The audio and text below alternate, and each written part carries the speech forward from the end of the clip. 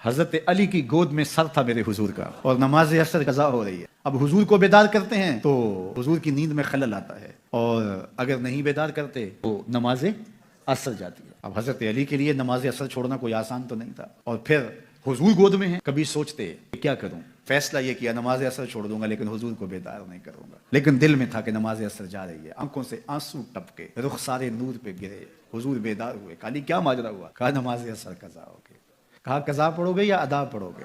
अर्ज की हुजूर कज़ा क्यों पढ़ूं, अदा ही पढ़ूंगा। तो हुजूर के हाथ उठ गए, उठे हुए हाथों की रब ने लाज निभाई, और हुजूर ने क्या कहा? अल्लाहुम्मा इन्ना अब्दका अलियन अना फी ताअतिका व ताअति नबियका फर्दुद अलैहि शम्स। ऐ अल्लाह, तेरा बंदा अली तेरी फरमाबरदारी में लगा हुआ था, तेरे नबी की फरमाबरदारी में लगा था, सूरज को वापस कर दे। हजरत अस्मा बिनते उमैस रज़ियल्लाहु ताला अन्हा फरमाती हैं, सूरज डूब चुका था, मैंने आंखों से देखा कि दोबारा